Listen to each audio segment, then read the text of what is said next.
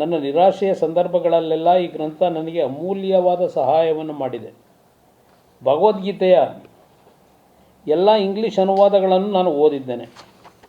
ಇದು ಮಹಾತ್ಮ ಗಾಂಧೀಜಿಯವರು ಭಗವದ್ಗೀತೆಯ ಒಂದು ಶ್ಲೋಕದ ಬಗ್ಗೆ ವಿವರಣೆ ಕೊಟ್ಟಿರ್ತಕ್ಕಂಥದ್ದು. ನಾನು ಅವತ್ತು ಭಗವದ್ಗೀತೆ ಬಗ್ಗೆ ಅದನ್ನು ಓದಿದ ತಕ್ಷಣ ಹೊಟ್ಟೆ ತುಂಬಲ್ಲ ಅಂತ ಹೇಳಿರೋದು ನಿಜ, ಅದಿರೋ ಫ್ಯಾಕ್ಟೂ. ಆದರೆ ನಮ್ಮ ಸಂಸ್ಕೃತಿ ಪ್ರತಿಯೊಬ್ಬ ಮನುಷ್ಯನಲ್ಲಿ ಇರಬೇಕಾದಂಥ ಶಾಂತಿ, ಸಂಯತೆ, ಒಂದು ಬಾಂಧವ್ಯ, ಒಂದು ಶಿಸ್ತುಬದ್ಧವಾದಂಥ ಬದುಕು, ಇದಕ್ಕೆ ಪ್ರೇರೇಪಣೆ ಕೊಡ್ತಕ್ಕಂಥದ್ದು ಇದು ಭಗವದ್ಗೀತೆ. ಯಾವುದೋ ಸಮಾಜಗಳನ್ನು, ಯಾವುದೋ ಧರ್ಮವನ್ನು ಹೀಯಾಳಿಸ್ಬೇಕು ಅಂತಕ್ಕಂಥದ್ದಿಲ್ಲ ಇಲ್ಲಿ. ಇವತ್ತು ನಾನು ಹೇಳೋದಕ್ಕೆ ಕಾರಣ, ನಾವು ಚಿಕ್ಕ ಮಕ್ಕಳಿಂದ ಭಗವದ್ಗೀತೆನೂ ಓದಿದ್ದೀವಿ, ರಾಮಾಯಣ ಮಹಾಭಾರತನೂ ಓದಿದ್ದೀವಿ. ಇವತ್ತೂ ಸಹ ಅವತ್ತಿನ ಈ ಒಂದು ಸಂದೇಶಗಳೇನಿದೆ ಪ್ರಸ್ತುತ ಅಂತಕ್ಕಂಥದ್ದನ್ನು ಯಾರೂ ತೆಗೆದುಹಾಕೋಕ್ಕಾಗಲ್ಲ. ಸಂವಿಧಾನದ ರಕ್ಷಣೆ ಕೊಟ್ಟಿರ್ತಕ್ಕಂಥದ್ದು ಬೇರೆ,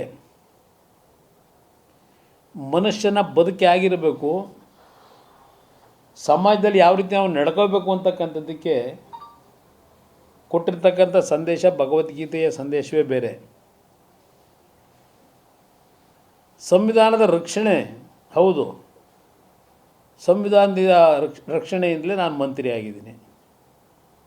ಸಂವಿಧಾನದ ಹಿನ್ನೆಲೆಯಲ್ಲಿ ಇರ್ತಕ್ಕಂಥ ಹಿನ್ನೆಲೆಯಲ್ಲಿ ಮಂತ್ರಿ ಆದರೂ ಯಾವುದೇ ವ್ಯಕ್ತಿ ಪ್ರಮಾಣ ಸ್ವೀಕಾರ ಮಾಡಬೇಕಾದ್ರೆ ಭಗವಂತನ ಹೆಸರಿನಲ್ಲಿ ಅಂತಲೇ ಪ್ರಮಾಣ ವಚನ ಸ್ವೀಕಾರ ಮಾಡೋದು. ಅವರ ಹೆಸರು ಯಾರ ಹೆಸರಿನಲ್ಲಿ ಮಾಡಿದ್ರೋ ಗೊತ್ತಿಲ್ಲ. ಮಹಾದೇವಪ್ಪನವರು, ಮಹಾತ್ಮ ಗಾಂಧೀಜಿಯವರ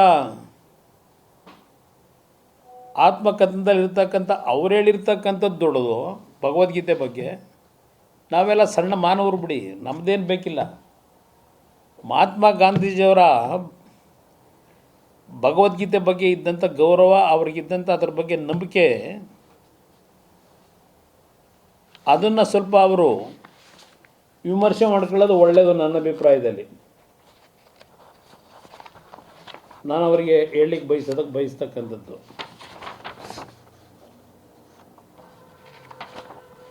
ಇದು ಒಂದು ಭಾಗ ಬರ್ತಾರೆ.